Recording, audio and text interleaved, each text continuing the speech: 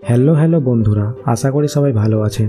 চলুন ভিডিও শুরু করা যাক। তো আজকের ভিডিওর টপিক কুনফু পান্ডা 4। কুনফু পান্ডা পার্ট 1 এর ভিলেন তাই লুং আবারও ফিরে এসেছে। এইদিকে পিস ভ্যালিতে পো তার দুই বাবাকে নতুন রেস্টুরেন্ট খুলতে সাহায্য করে। মাস্টার শিপু পোকে বলে যে তাকে তার ড্রাগন ওয়ারিয়র পদের জন্য উত্তরসূরি খুঁজে বের করতে হবে, আর সে যেন এক আধ্যাত্মিক গুরু হওয়ার পথে এগিয়ে যায়। পো অনেক কষ্ট করেও তার উত্তরসূরি খুঁজে পায় না, কারণ পো তার ড্রাগন ওয়ারিয়র পদ ছাড়তে চায় না। এদিকে জেড প্যালেসে পো জেন নামে এক ফক্সের সঙ্গে মুখোমুখি হয়, যে একটি প্রাচীন অস্ত্র চুরি করতে আসে। পো জেনকে লড়াইয়ে হারিয়ে দেয় এবং তাকে জেলে পাঠিয়ে দেয়। খনি এলাকার কিছু শ্রমিক পোকে বলে যে তাইলুং আবারও ফিরে এসেছে আর সে সবকিছু ধ্বংস করে বেড়াচ্ছে। পো জেনের কাছ থেকে জানতে পারে যে চ্যামেলিয়ন নামে এক জাদুকর তাইলুং এর ছদ্মবেশ নিয়ে উৎপাত করে বেড়াচ্ছে, আর চ্যামেলিয়ন যে কোনো পশুর ছদ্মবেশ নিতে পারবে তাকে শুধুমাত্র টাচ করে, আর তার সঙ্গে তার অ্যাবিলিটিও পেয়ে যাবে। ও মাস্টার শিপুর অমতে জেনের সাথে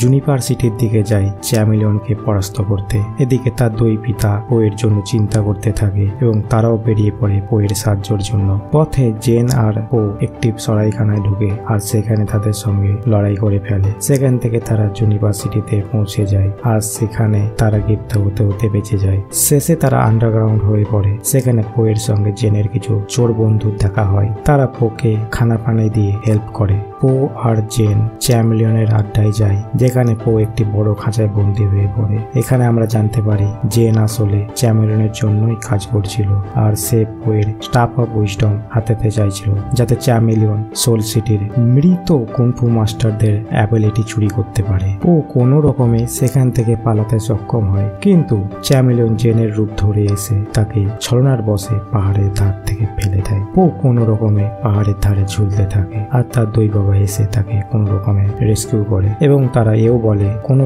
সময় পরিবর্তনও ভালো হতে পারে। এদিকে পোয়ের জন্য জেন খুবই গিল্টি ফিল করছিল, আর সে চ্যামেলিয়নের কাছ থেকে পোয়ের কাছে যায় তাকে সরি বলতে। বাট তাদের মধ্যে একটু ঝগড়া হয়। পো তাদের রেখে চ্যামেলিয়নের সাথে লড়াই করতে যায় একাই। জেন তাকে থামানোর চেষ্টা করে কিন্তু পারে না। জেন পোয়ের পিতা ও তার আন্ডারগ্রাউন্ড ফ্রেন্ডের সঙ্গে নিয়ে পোয়ের হেল্প যায়, আর এইদিকে চ্যামেলিয়ন সমস্ত আগের কুনফু মাস্টারদের পাওয়ার নিয়ে নিয়েছে। পো চ্যামেলিয়নের কাছে আসে এবং তাদের মধ্যে বিরাট যুদ্ধ শুরু হয়ে যায়। এরপর জেনও তাদের জয়েন করে। চ্যামেলিয়ন সমস্ত কুনফু মাস্টারদের পাওয়ার একসাথে ইউজ করে এবং তাদের সঙ্গে যুদ্ধ করে। চ্যামেলিয়ন পোয়ের রূপ ধরে পোয়ের সাথে লড়াই করে এবং পোকে বন্দী করে ফেলে। বন্দী অবস্থায় পো তার স্টাফ অফ উইজডম জেনকে দেয়, আর জেন চ্যামেলিয়নকে যুদ্ধে পরাস্ত করে। পো তার খাঁচা থেকে বেরিয়ে যায়। সে শুধু নাটক করছিল বন্দী হওয়ার। এরপর পো স্টাফ অফ উইজডম দিয়ে চ্যামেলিয়নের সমস্ত পাওয়ার নিয়ে নেয় এবং সকল কুনফু মাস্টারদের সোল সিটিতে পাঠিয়ে দেয়। এরপর শান্তি উপত্যকায় পো